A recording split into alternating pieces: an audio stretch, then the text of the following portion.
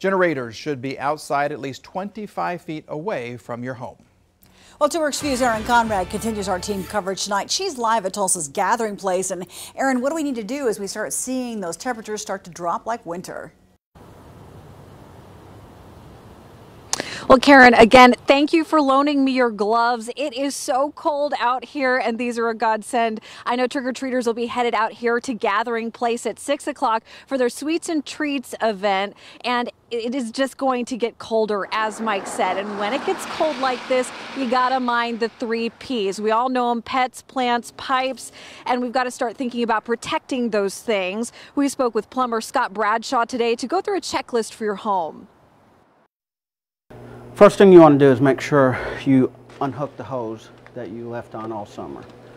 Shut it down, unhook it, let it drain. Next thing you want to do is check your outside sprinkler system to make sure it's covered.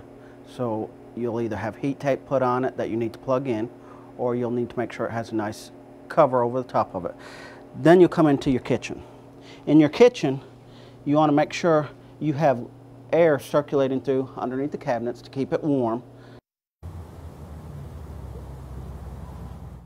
Well, and coming up tonight at 6, we'll hear about pets and plants. We'll talk to some professional gardeners to talk about how to keep your plants alive through these types of cold spells. So we'll have all that coming up for you at 6. Live at the Gathering Place, Erin Conrad, 2Works for You. Thank you, Erin. And track the chill with our free 2Works for You app. Just search KJRH in your phone's app store. We do have some breaking news now at 5. A judge is denying a request to block Oklahoma's new permitless carry law from going into effect on Friday. Representative Jason Lowe filed a lawsuit arguing the bill is unconstitutional. Governor Stitt pushed back, saying an injunction would undermine Oklahomans' fundamental right to keep and bear arms. Late this afternoon, State Attorney General Mike Hunter said that he's pleased with the ruling from the judge, which will allow that new law to take effect Friday. New at 5, murder charges filed against a Delaware County couple accused of injecting a woman with meth and then filming her death. Brian and Allie Anderson are in jail now. According to court records, Melissa Vermillion was at their home the night she died in 2017. Police say the Andersons put her to bed and set up a camera to watch her. At some point, they say Brian Anderson injected Vermillion with meth. Tulsa police arresting a man they say killed another man with a hammer. Officers say 46-year-old Antoine Custard attacked 35-year-old Wayne Robertson on October 20th. Robertson was hospitalized and then died 8 days later. University of Tulsa says 2 TU football players arrested today are no longer on the team. Tulsa police arrested 19-year-old Corey King and 18-year-old Lazarus May early this morning at a TU dorm. Officers say that they found a large amount of marijuana and a rifle. In McIntosh County, disruption at the courthouse after reports of a bomb threat. The Eufaula Indian Journal reports that the courthouse was evacuated after someone called saying that there was a bomb inside. The Journal says the OHP bomb squad and their K-9 gave the all clear.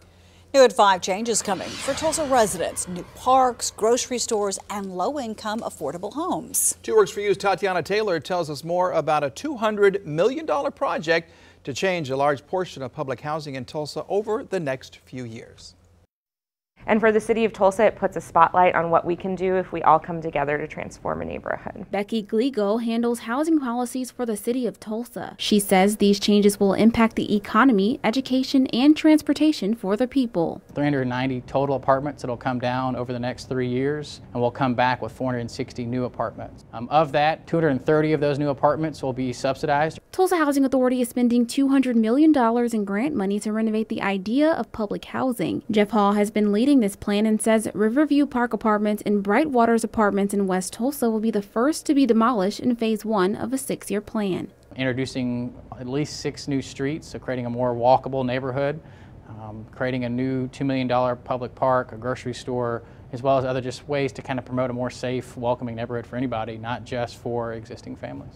Leslie Gross is a relocation coordinator for Tulsa Housing Authority. She tells me all relocation fees and deposits are paid for residents who get displaced. We start pairing them up with where they want to be and working through that whole process of making sure that the move will fit them and not put them in a situation that's going to cost them more than what they're used to paying. After they've picked a place, THA hires a moving company to give all families a smooth transition. This is going to have a great impact for all Tulsans because we are going to have a really thriving neighborhood as a part of this, and change can feel like a lot for people who might be living here, but it's a really great opportunity for them to see their neighborhood transform. THA hopes to begin demolition by the end of this year, starting at Riverview Park Apartments.